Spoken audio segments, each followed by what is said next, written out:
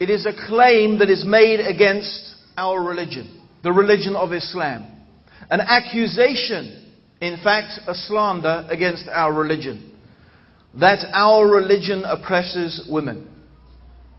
And I intend here today, I hope, to demonstrate not only that this is a lie and a slander, but actually we will see who are the people and which is the nation and which is the ideology that is in fact really responsible for oppressing women. And sometimes when you get into a discussion with people, it's very important to define your terms. Define your terms. Try and understand what is it exactly you are talking about. When you say Islam oppresses women, we want to understand what these terms mean. Now hopefully most of us understand what the term women means. We hope, anyway.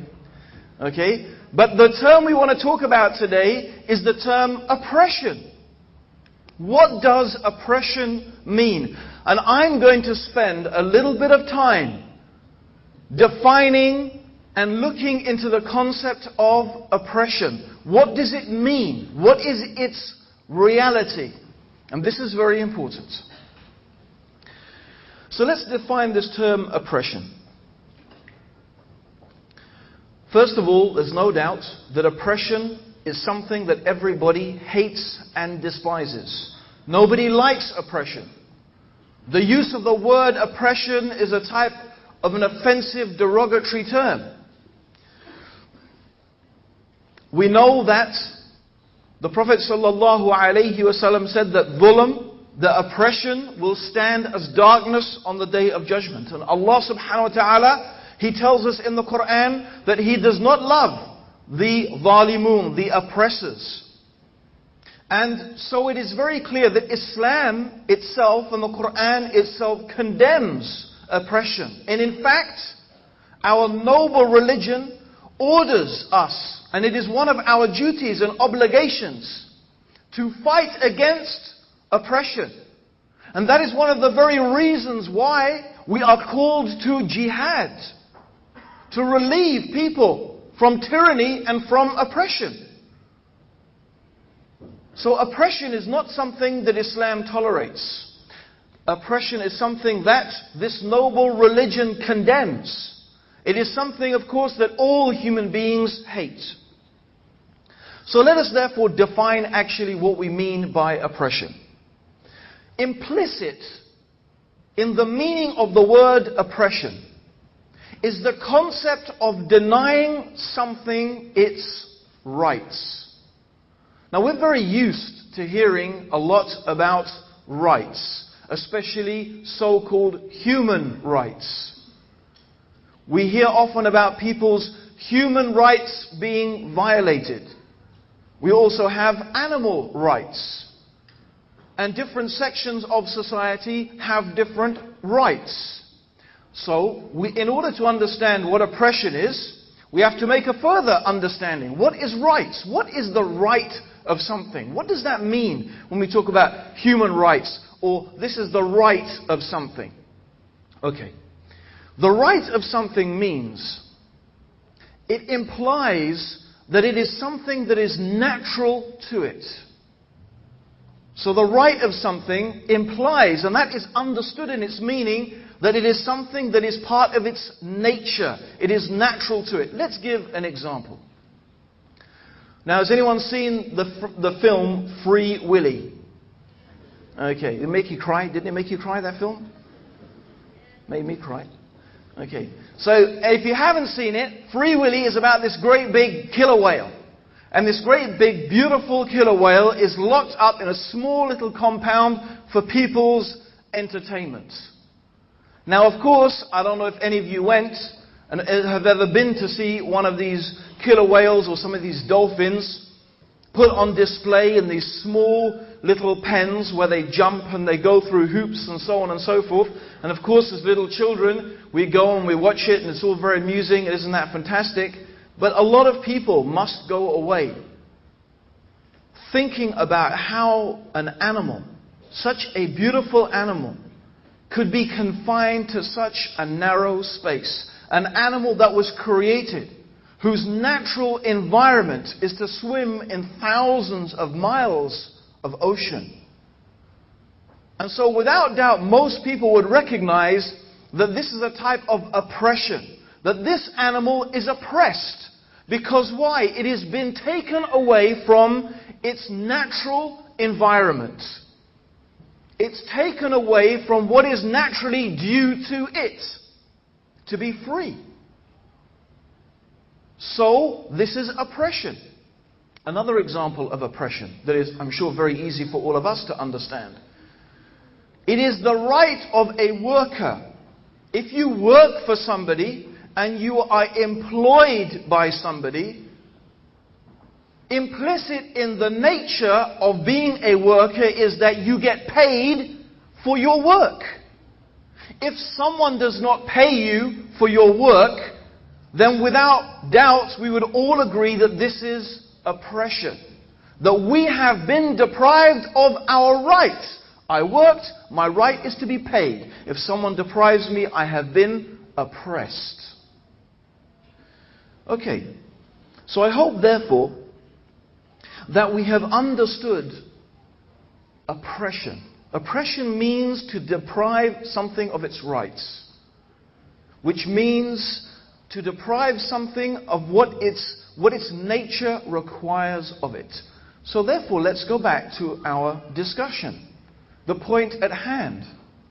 Does Islam oppress women? Does Islam oppress women?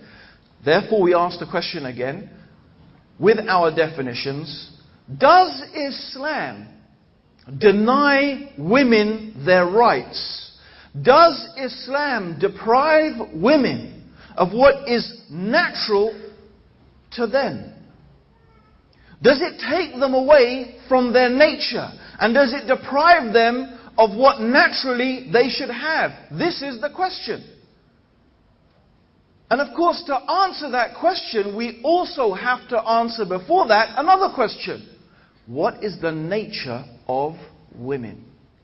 What is their nature? We can only really talk about whether something or someone oppresses women or not when we understand what is the nature of women. Does Islam deprive women of their nature? Does Islam take away from them rights that are naturally due to them, due to their nature? This is the question. And then we will see, certainly, without a doubt, that there is no way that Islam oppresses women. Because Islam is the religion that recognizes, in fact, the true nature of women. Because it is from the one who created women. It is from the one who created the universe. Islam is from Allah. It is from God. It is from the Creator. And He knows us better than we know ourselves. He is closer to us in His knowledge than our jugular vein. He is intimate in His knowledge with every single detail of our existence. Allah, He is Al-Latif. He is the one who is aware of every single subtlety. And Islam has been revealed by Allah, and Allah is the one who is most acquainted with the nature of the woman and the nature of the man.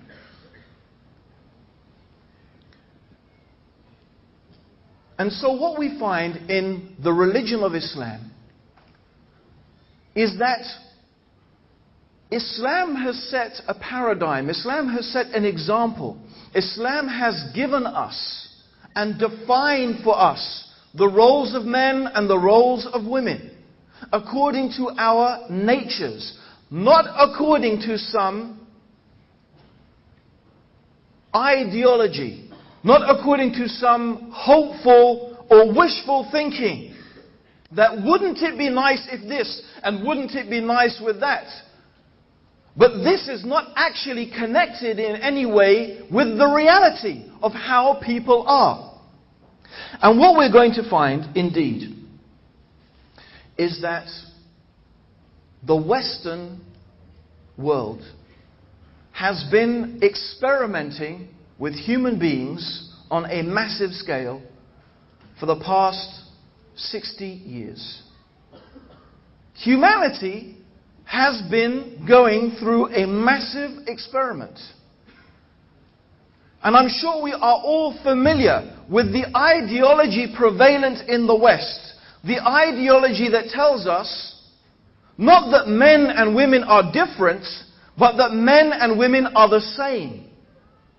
There is no difference between the man and the woman. And as they claim, our differences are a product of conditioning. Our differences are a product of conditioning. This is the old debate between nature and nurture. Nature and nurture. What is your nature and what have you been nurtured? What have you been grown up with? How much of our mentality, how much of our behavior is a product of our nature, and how much is a product of our environment and our upbringing? And of course, as you know, the Western ideological system, and not only the Western, I mean whether, of course, communism is not really existing anymore, except perhaps in China, but it has been a prevalent ideology in the West, and then by necessity, not only in the West, but this has been hoisted upon the rest of humanity, because without doubt, as we know, the West controls the mass media. The West has the most influential say in the ideologies that are prevalent in the world. So this is their ideology. Men and women are the same. And the reason, as they have been claiming, that boys like to play with guns and cars, and they like mechanical things, is because that's the way we've been brought up. Our parents indoctrinate us. Boys wear blue, boys play with cars, boys like guns. And girls, they wear pink, and they play with dolls, you know, and they like makeup and earrings and stuff like that, because they've been conditioned to be like that. So this is what they have been saying. In fact, there's no reason why girls shouldn't play with guns and cars and wear blue, and there's no reason why boys shouldn't wear earrings. Well, I mean, these days, they shouldn't wear earrings and wear pink, okay, and play with dolls. There's no reason. Now, interestingly enough, believe it or not, in Israel, or we should call it occupied Palestine, they have been conducting for many years now, for the past 40 years, there has been a famous kibbutz experiment, an experiment on a kibbutz. Now, in this kibbutz, what they did is they separated as much as possible from the earliest possible age. They separated children from their parents. And the reason they did that is because they did not want their parents to influence the children in their habits and their behavior. In other words, what they were attempting to do was to eliminate the nurture side. Eliminate nurture and let their nature come forward. And what they thought and what they believed, and this was their ideology, is that children would not care what toys they played with. And this is what they did. They left these children in dormitories on their own as much as possible. And in the dormitories, they put toy guns, toy cars, mechano sets, dolls, makeup, jewelry, so on and so forth. And they thought that what would be proven from this experiment that went on for 40 years is that they wouldn't care. The boys would be just as happy playing with dolls as the girls. And the girls would be just as happy as playing with cars and guns as the boys. But what did they actually discover after 40 years of experimentation? Consistently, time after time after time, the boys would take the toys that were guns and cars and mechanical things. and the girls would take the dolls and take the makeup and the jewelry. This is what they discovered. 40 years they did this experiment. And in fact, they've been experimenting with humanity. They've been experimenting with society on a massive scale. They have been trying to indoctrinate us for years and years under the guise of what they call feminism, the same ideology. And what they have discovered now, scientifically, they have proven that boys and girls are different from the very earliest age. And they have done controlled scientific experiments that have been reviewed by peer groups and confirmed again and again that boys look at certain things and certain toys and they concentrate them from birth. From the moment they can start seeing, they concentrate on certain things that are of a mechanical nature. And girls, they concentrate on things that are what they call the girly things. And so there's no possibility for these babies to be subjected to some type of brainwashing by society. In other words, it's biological. It's inbuilt into us. It's our nature. Men and women are different. That is the fact. It's in our biology. It's in our very makeup.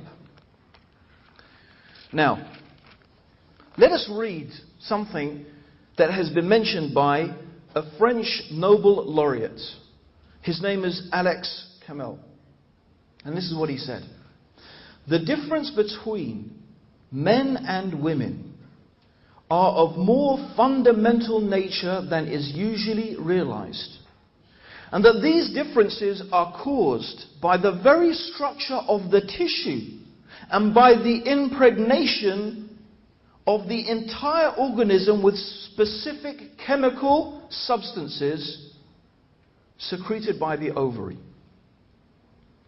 Ignorance of these fundamental facts has led promoters of feminism to believe that both sexes should have the same responsibilities. In reality, women differs profoundly from man. Every one of the cells of her body bears the mark of her sex. The same is true of her organs and above all of her nervous system. Women should develop their aptitudes without imitating the males. This is what this French scientist said. But of course, that is not what we are taught even today. And of course, this exposes the lie of the claim of the Western world to be motivated by science. Because we do not find them promoting this ideology that has now been proven by science. Rather, they still continue to promote the misguided notion that men and women are the same. That both men and women should be able to work. That both men and women should be able to do the same things and should be encouraged to. And they claim this under the banner of noble ideals. But the facts are, brothers and sisters, rather more mundane than that. We imagine that something that I have noticed in The Economist, it's a famous magazine in England, an article in The Economist called "The Liberation of Women in the West, one of the most enduring revolutions of the 20th century, produced by Western Europe." This is what they've claimed about it. But in fact, when we examine the reality of it, the reasons for their promoting this feminism, as I said, is much more mundane. It's actually mostly to do with economics. They theorize that if you have half the population of your country staying at home, not being employed, then what you have done is you have not utilized half the economic potential of your society. In other words, if the only ones who are working are men, then men are the ones who work, men are the ones who control the money, and men are the ones who essentially will spend the money. If we get the women working, that means we will have more disposable income, more people buying, more people spending, and our economy will increase. This is what they imagined. This is what they imagined. And it seems to make some sort of sense, doesn't it?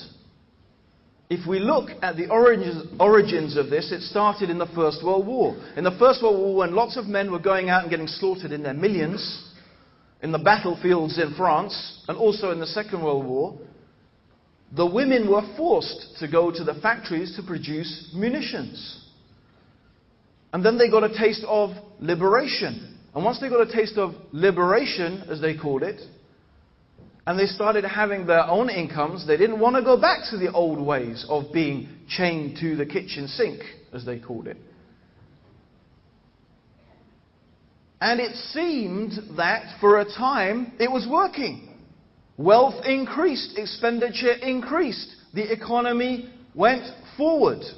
But now, amazingly, economists have come across a new reality that they've only just woken up to quite recently. This is quite interesting. They've realized that once a certain percentage of your population reaches over 65, and in fact it's around 30%. So, if 30% of your population is over 65 years old, what they discovered is the economy of your country becomes not viable anymore. In other words, the economy won't work. Why? Because the money you need to spend to care for the over 65s is more than the money that those people who are earning and working can generate. And it's nothing to do with they care about old people. Now they want to introduce new laws to let people work till they're 75. It's nothing to do with their caring about old people. They've started to realize that they're getting an increasing aging population and they're not going to be able to sustain the economy. And now, having told women that you should leave the home, liberate yourself from your husband, liberate yourself from that kitchen sink, what do you want to have kids for anyway? Waste your time with that. Go out and earn some money. Now they're trying to get them to get back in the home, back to the kitchen sink and having babies again. Because there's not enough young people in society. And of course, what is this proving is the complete nonsense of those people who try to live their lives according to the feeble opinions and ideologies imagined in the minds of human beings. And when they abandon the perfect guidance of Allah, they will only end up destroying themselves. In fact, what we find is that Western society is the society that oppresses women. Because the nature of the woman is to be a mother. The nature of the woman is to be caring for children. The nature of the woman, her whole biology, her whole chemistry, her nervous system, her mental system is all constructed. Whether you believe in Allah or you believe in evolution, it's not something you can argue about. Either Allah has created women like that, or evolution over millions of years has made women like that. To be the ones that bear the children, that carry them, that give birth to them, that feed them, that care for them, that nurture them. And believe me, the one who is most capable of doing it is the woman. The man can have a go, and maybe he has to do that sometimes. But the reality is, as every single one of us who have got kids here, we know the reality. We know the reality of who can really look after the women, look after the children. We know that. And us men know it's not us. We could do it for a day, or maybe half a day, and if we do it for a day, then we say, whew, now I know what my wife has to put up with every day, and I don't know how she does it. You know, that's the reality. Because that's the way Allah made us. So what do we find? We find, as usual, and it's not surprising, we shouldn't go, oh, that's amazing, because you know what? It's not really that amazing. If we are believers in Allah, and we believe in Islam, and we believe Islam is from Allah, we would expect that what Allah teaches us is to be in agreement with what has been scientifically proven. And of course, the Quran confirms this reality. We know that Allah subhanahu wa ta'ala mentioned the wife of Imran who dedicated her child, who is of course Maryam, to the temple, to be a priest in the temple. But of course when she gave birth to Maryam, she said, I have given birth to a female child. And Allah knows very well what she had given birth to. The male is not like the female. The male is not like the female. This is what Allah subhanahu wa ta'ala tells us. Brothers and sisters, dear guests, the male is not like the female. Science tells us, reason tells us, experience tells us, and Allah reminds us. Men and women are different. So it is the society that oppresses women is a society that takes women away from their nature. A society that tells women that being a mother, that being the housekeeper, that the one who is doing perhaps one of the most essential jobs in society is a degrading position. They talk about it. She's chained to the kitchen sink, like she's some slave, like it's some menial task. And rather the woman who is honored is what? The actress, the model, the super businesswoman. And the more clothes she takes off, the more honored she is. This is the woman they honor in this society. The career woman, the politician, the woman who's a doctor, the woman who's this and who's that. Look at her, how successful she is, how independent she is. And anyone who stays at home, looking after the children, oh, look at that poor little thing. Look at her. Oh, yes, you know what I'm talking about. This is a society that oppresses women. And you know what? You see it everywhere. You see miserable women. Women who've reached 35 years old. And they're desperate to have kids. Suddenly it hits them. Suddenly their nature overtakes them. And now what do we find? In order to overcome this, science comes in. They've introduced this introviral fertilization, and women are being fertilized when they're not even capable of producing eggs anymore. But they get fertilized and they're having children at 40, at 50, because they missed out, because of the pressure society put on them. This is oppressing women. This is taking women away from her nature. This is her making her feel inadequate if she is a mother and if she is a wife and she is a homekeeper. She is made to feel inferior. That is oppression. It is a society that treats women as a commodity. As a commodity. That is a society that oppresses and denigrates women. It is an evil and unjust and tyrannical society. Do not be confused, my brothers and sisters, in Islam. Do not be confused. Do not be taken in by their propaganda. Do not be influenced by their lies.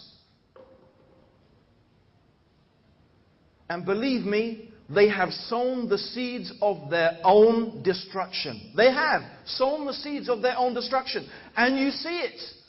Because who is looking after the kids? Who gives the kids the love and the care and the attention that they need? Who is there to teach the kids the morality, right from wrong, manners? You know who it is? MTV. PlayStation. Because mummy is out working along with daddy. Huh? And who else is looking after the children? Who is looking after them? Can anyone look after a child like the mother? No. And so you find children coming with no morals, no concept of right and wrong. Violence, sex, drugs, music, fantasy is the norm for them. That is the norm for them. And love, they haven't found love in the home. So what do? They join gangs. That's what they do. They join gangs. They look for it somewhere. If they can't find it in the home, they'll try to find somewhere to belong. It's happening in America. It happens in England. I'm sure it happens here in Australia. Kids on the street, doing all sorts of things. Why? Because there was no one who nurtured them. They are sowing the seeds of their own destruction. They have already done it. And now they are reaping the evil rewards of their evil philosophy and their injustice and their tyranny. And they blame us. And they point the finger at us. They point the finger at Islam. They are the guilty ones. They are the oppressors. They are the tyrants. They are the ones who have degraded women and taken them from their nature that Allah subhanahu wa ta'ala created them for, in which they should feel pride. Look what Islam teaches, my brothers and sisters. Look at the words of Allah subhanahu wa ta'ala. Look to the teachings of Rasulullah sallallahu alayhi wa sallam. The woman is honored in Islam. The woman is honored, revered in Islam. Allah subhanahu wa ta'ala, He tells us, reverence Allah and the wombs that bore you. Reverence Allah and the wombs that bore you. And the name of Allah, Ar-Rahman. And the word Raham for womb, it's from the same root. And whoever cuts off from the womb, then Allah will cut off from them, as the Prophet sallallahu alaihi wasallam said. It is one of the greatest sins in Islam to disobey your parents, especially your mother. Especially your mother. Al-Araf. What is Al-Araf? Al-Araf. As Abdullah ibn Abbas said, Al-Araf is the heights. It is a place, some mountains between the hellfire and paradise. And who is on Al-Araf? Abdullah ibn Abbas described it. Some mountains with some rivers and some lakes. And on this place and on these mountains are people who fought jihad in the path of Allah and were killed martyrs. But they went and fought that jihad against their parents' wishes. So the good of their fighting jihad is equaled by the evil of their disobeying their parents. Subhanallah. When a man came to the Prophet sallallahu alaihi wasallam, when a man came to Rasulullah sallallahu alaihi wasallam, he said, "O Messenger of Allah, who has the most right to my kindness?" And the Prophet sallallahu alaihi wasallam said, "Your mother." And after that, Messenger of Allah, your mother. And after that, Messenger of Allah, your mother. And after that, Messenger of Allah, then your father. Your mother, your mother, your mother. Paradise lies at the feet of your mother. May your face be rubbed in the dust. May you be humiliated, a person whose parents reach old age and they do not enter paradise by failing to serve them. They do not enter paradise because they failed to serve their old parents. May you be humiliated, the person who reaches that time. Allah has accorded such honor to the parents, but particularly to the mother. Particularly to the mother. She is the one who bore you. For 9 months, in pain and suffering, she gave birth to you and cared for you. You could never, ever pay your mother back. Ever. There is nothing you can do to pay your mother back. This is what our Deen Islam teaches. To respect the woman. You can never pay her back. If you found your father a slave, you bought him and set him free, you'd pay him back. But your mother, there's nothing you can do. A man came with his mother on his back to Umar ibn al-Khattab. Ya Amir al-Mu'mineen, I have taken my mother on my back through the whole of the Hajj. The whole of the Hajj. Did I pay her back? Umar, he replied, young man, you didn't pay her back for one tear she shed when she gave birth to you. And Islam oppresses women? No. Islam honors women for what Allah has created her for her nature. It honors her for what is her nature, and that is giving someone their rights.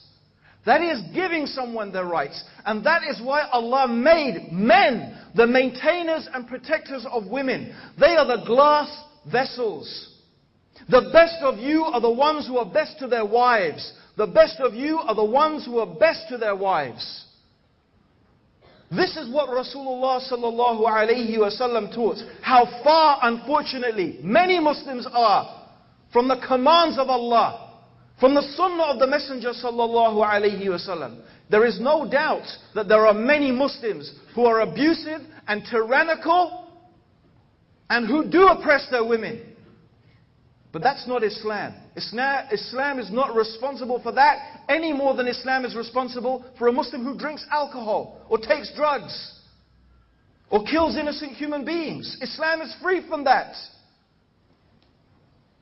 Islam teaches us to honor women, to respect them, but for their nature.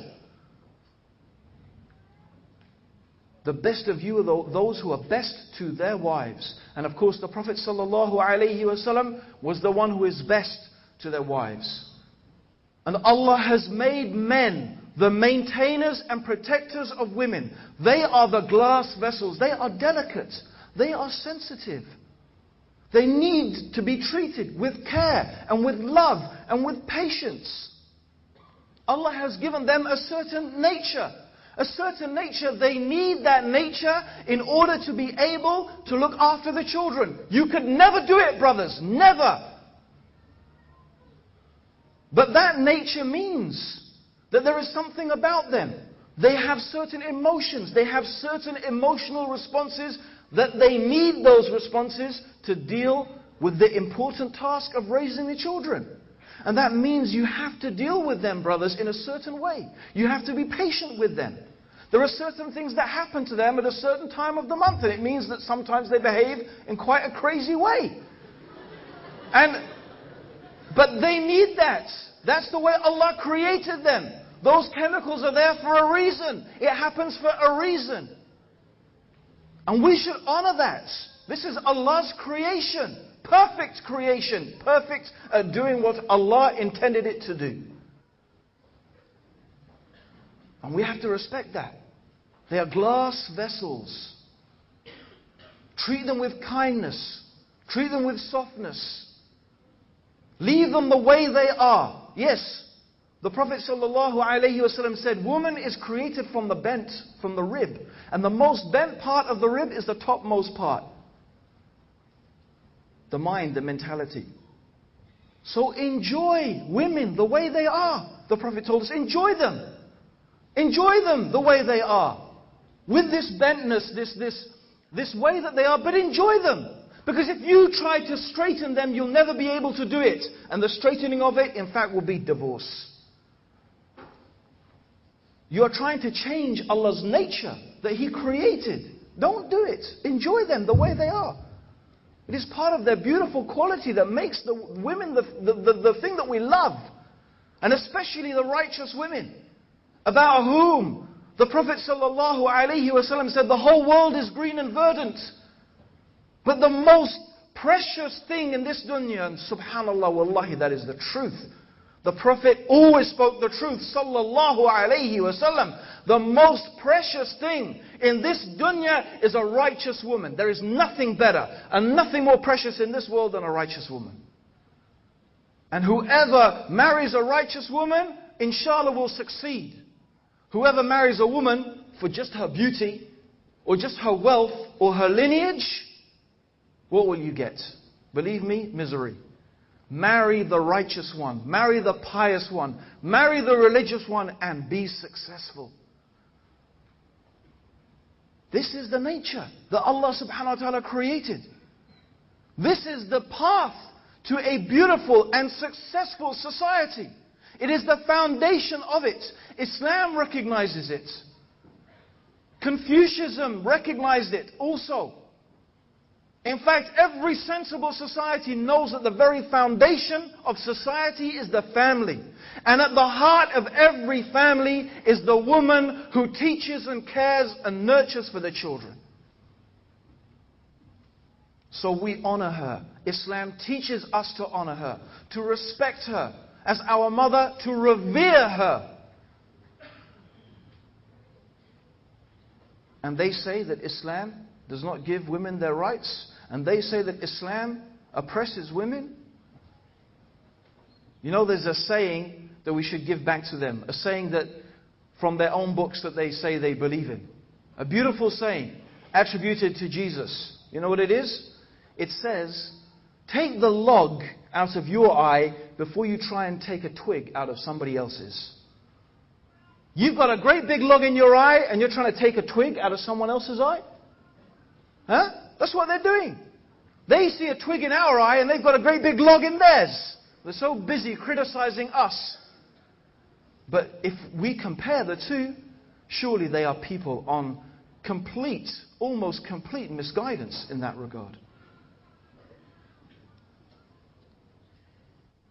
So my dear brothers and sisters and dear listeners, when we really examine Islam, when we study the Quran, when we study the example of our noble messenger Muhammad sallallahu alayhi wasallam, we will truly see that Islam is the religion that accords the women their rights. Men are there to maintain and protect women. It is the job of the man, our job, to make sure that the woman can stay at home. And she can look after the house and look after the kids and feel comfortable there and feel happy there. That's our job. To maintain them and to protect them. That's our responsibility. Because that is a weighty responsibility, Allah has also required something from the women in respect to the man.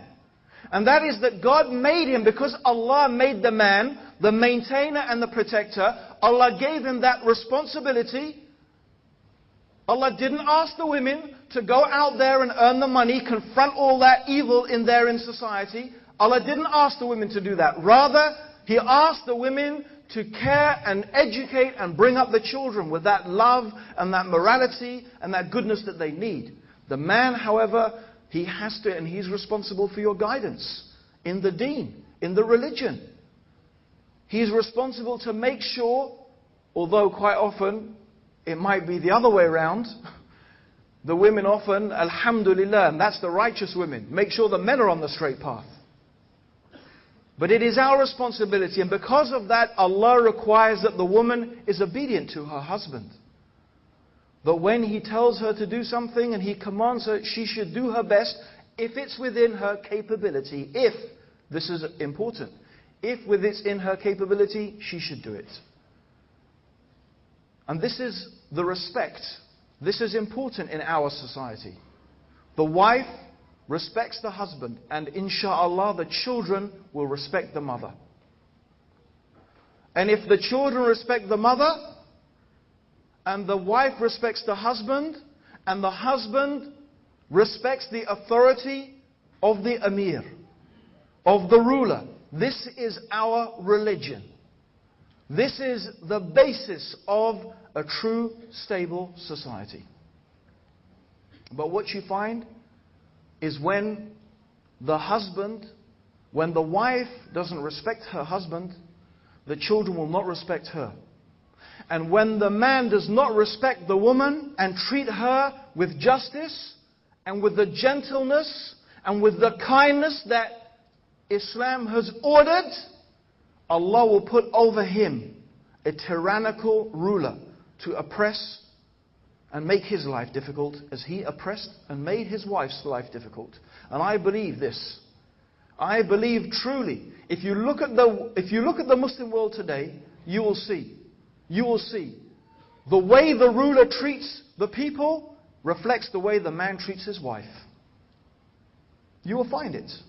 The way the ruler treats the people will be the way the man treats his wife. If he oppresses her, Allah will make a ruler to oppress him. So brothers and sisters, we know that our beautiful deen is based on taqwa, the fear of Allah, the consciousness of Allah, observing the limits of Allah subhanahu wa ta'ala. And this is where we have to start with our family, rectifying ourselves. Brothers and sisters, my final appeal to you, please, is remove from yourself this jahiliyah. This jahiliyah, this ignorance, that is the ideology and the perverted and sick ideology that has been propagated by Western civilization.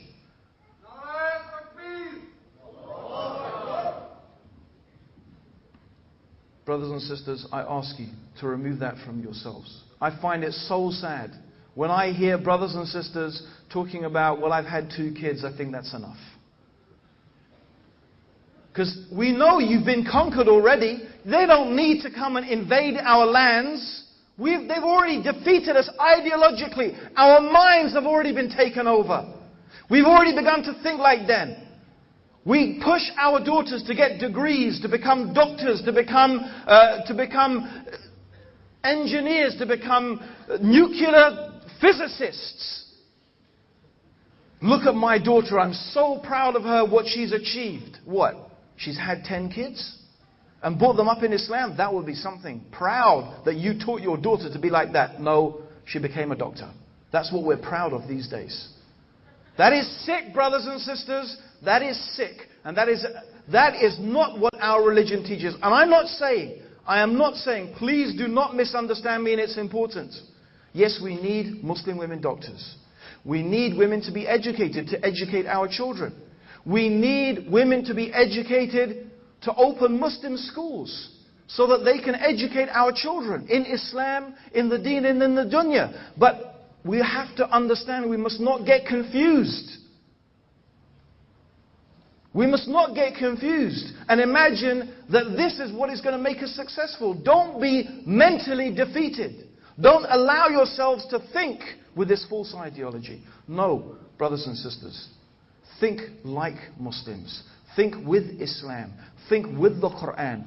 Think with the Sunnah of Rasulullah sallallahu alayhi wasallam. And you will see, brothers and sisters, we bring up a generation who are like that. You will see the success that Allah subhanahu wa ta'ala will bring once again to this ummah. And you will see that once again, brothers and sisters, that when our foundations are strong, alhamdulillah, Allah will give us the success of this life and of the life to come. Allahumma salli ala Muhammadin wa ala alihi wa sahbihi wa sallam.